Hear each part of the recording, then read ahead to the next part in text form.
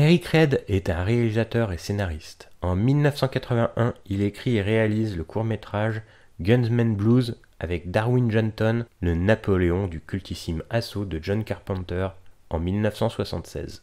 C'est une sorte de western moderne où il met en confrontation deux hommes dans un bar en huis clos. Il va mettre à profit cette idée dans son premier scénario pour le cinéma, qui sera une adaptation d'un fait réel qui s'est déroulé dans les années 50 où un certain Billy Cook aurait tué 6 personnes en moins d'un mois sur les routes désertiques de Californie. Il va également s'inspirer de la chanson des Doors Riders on the Storm. Ce film s'appellera The Hitcher et sera réalisé par un quasi inconnu, Robert Harmon, qui n'aura réalisé qu'un seul court-métrage auparavant, China Lake, en 1983. The Hitcher sortira au cinéma en 1986.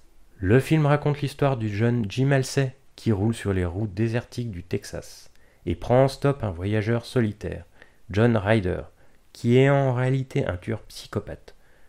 Le tueur va le menacer avec un couteau. Après qu'il ait défié le jeune homme de l'empêcher de le tuer, ce dernier va réussir à l'éjecter de sa voiture. Ryder va alors le traquer et va semer les cadavres derrière lui, pendant que la police va prendre pour cible Jim, qu'il croit responsable des meurtres. Le jeune homme va tout mettre en œuvre pour stopper le psychopathe. Le film est librement inspiré du film Duel de Steven Spielberg en 1971, où un conducteur de voiture pacifique doit échapper à un chauffeur de camion dans le film de Spielberg et à un psychopathe dans celui-ci, sur une route désertique. Des plans seront quasiment identiques dans les deux œuvres, notamment sur les plans finals, incluant le héros malgré lui dans un soleil couchant. Ce film a été récompensé par le Grand Prix du jury du Festival du film policier de Cognac en 1986. Le long métrage doit beaucoup à son casting. C'est Thomas Howell, un jeune acteur en vogue à l'époque, faisant partie du Brat Pack. On pouvait le voir dans The Outsider de Francis Ford Coppola ou L'Aube Rouge. Mais ce succès doit beaucoup à Rutger Hauer, très remarqué dans Blade Runner en 1982 de Ridley Scott. Il y a également Jennifer Jason Leigh qui sortait juste du film La chair et le sang de Paul Verhoeven en 1985, déjà aux côtés de Rutger Hauer, également acteur fétiche du réalisateur hollandais. Rutger Hauer est très crédible en tueur psychopathe, son regard acier et sa prestance imposante font de lui un personnage aussi inquiétant que les bogeymen de l'époque tels Jason, Freddy ou Michael Myers. C'est un personnage sadique, provocateur qui aligne les répliques froides et cinglantes. Je lui ai coupé les 2 jambes. Et les 2 bras. Et la tête.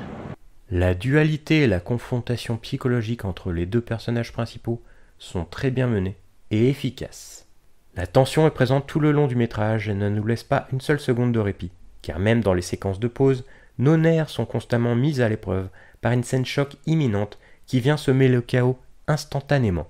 L'esthétique du film est fabuleuse et met en avant ses décors, que ce soit la route, le désert dans les scènes d'intensité, ou dans le diner, le motel ou le commissariat dans des scènes de repos.